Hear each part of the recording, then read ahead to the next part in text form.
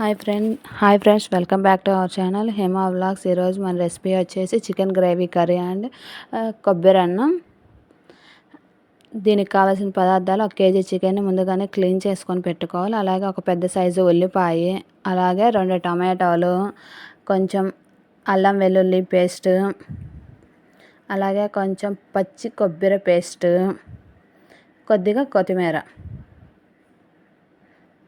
ముందుగా stove on చేసుకొని కడాయి పెట్టేసి, కడాయిలో కొంచెం ఆయిల్ వేసేసి, ఆయిల్ వేసుకున్నాక ఆయిల్ హీట్ అయిన తర్వాత అందులో కట్ చేసి పెట్టుకున్న ఆనియన్స్, ముందుగానే క్లీన్ చేసి పెట్టుకున్న చికెను,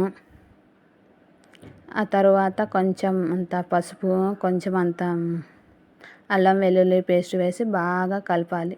కొంచెం అల్లం వెల్లుల్లి పేస్ట్ వేసి బాగా మిక్స్ చేయాలి ఫ్రెండ్స్. మిక్స్ చేసి మూత పెట్టేసి ఒక 10 నిమిషాల తర్వాత చూస్తే ఇలా 50% ఉడుకుతుంది. 50% ఉడికిన తర్వాత అందులో కట్ చేసి పెట్టుకున్న టమాటాలు, టమాటోస్ తగినంత కారం, తగినంత సాల్ట్ వేసి మళ్ళీ బాగా కలుపుకొని మూత పెట్టేయాలి. మూత పెట్టేసిన తర్వాత ఒక 10 నిమిషాల తర్వాత మనకి ఎలా ఉంటుంది, దాంట్లో కొంచెం వాటర్ అనేది యాడ్ చేసుకొని అందులో మళ్ళీ కొంచెం అల్లం వెల్లుల్లి పేస్ట్, అలాగే పచ్చి కొబ్బరి పేస్ట్ అనేది అందులో వేసుకోవాలి. ఈ పచ్చి కొబ్బరి పేస్ట్ వల్ల మనకి కూర గ్రేవీ అనేది వస్తుంది. కూర కూడా చాలా టేస్టీగా ఉంటుంది. చపాతీస్లో కన్నీర్లాగా బాగుంటుంది. అలా పెట్టుకున్న తర్వాత మూత పెట్టేసి 10 నిమిషాల తర్వాత మళ్ళీ ఓపెన్ చేసి దాంట్లో కొంచెం కరివేపాకు, కొంచెం కొత్తిమీర అనేది యాడ్ చేసేసుకొని ఆవిరి మీద ఒక 5 నిమిషాలు ఉడికించేస్తే మనం ఆవిరి మీద స్టవ్ కట్టేసి ఆవిరి మీద ఉడికిస్తే వేడి చికెన్ గ్రేవీ కర్రీ అనేది రెడీ అవుతుంది. ఇది చపాతీస్లోకి, రైస్లోకి, కోకోనట్ రైస్లోకి చాలా బాగుంటుంది ఫ్రెండ్స్. నెక్స్ట్ రెసిపీ వచ్చేసి కొబ్బరి అన్నం. కొబ్బరి అన్నానికి 2 కొబ్బరికాయలు పగలగొట్టుకొని చిన్నగా ముక్కలు కట్ చేసుకొని మిక్సీ జార్లో వేసుకొని మెత్తగా గ్రైండ్ చేసుకోవాలి. గ్రైండ్ చేసిన తర్వాత అందులోనే వాటర్ అనేది పోసుకోవాలి.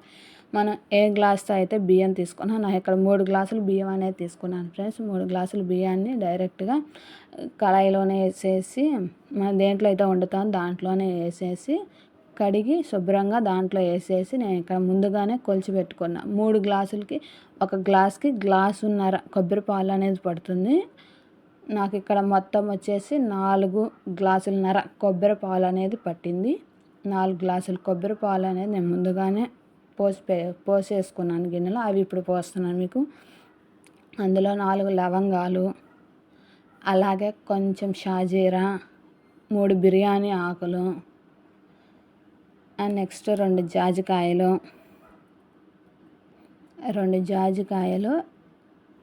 కొంచెం అంత దాల్చిన చెక్క, అలాగే కొంచెం పసుపు, కొంచెం కల్లుప్పు మాత్రమే యూజ్ చేయండి. సాల్ట్ అయితే అస్సలు యూజ్ చేయకూడదు. కల్లుప్పు వేసి, ఇందులో ఎటువంటి ఆయిల్ అనేది యూజ్ చేయట్లేదు. ఇందులో ఆయిల్ అనేది యూజ్ చేయరు. ఇలా కలిపెట్టేసుకున్నాక ఒక 30 నిమిషాలు అనేది మనం అలా వదిలేస్తే అది అన్నం ఎలా ఉడికిద్దో అలాగే అది అనేది రెడీ అయిపోతుంది. 75% కొబ్బరి అన్నం అనేది రెడీ అయిపోయింది. ఇప్పుడు మళ్ళీ ఒక 5 నిమిషాలు అనేది మనం ఆవిరి మీద ఉడికించినట్లయితే ఆ కొబ్బరి అన్నం అనేది రెడీ అయిపోయింది. దాని మీద జీడిపప్పు వేసి గార్నిష్ చేసుకుంటే వేడి కొబ్బరి అన్నం అనేది రెడీ అయిపోతుంది. చాలా టేస్టీగా ఉంటుంది. ఇందులో ఎటువంటి ఆయిల్ అనేది యూజ్ చేయలేదు ఫ్రెండ్స్. వేడి కొబ్బరి అన్నం, కోడి కూర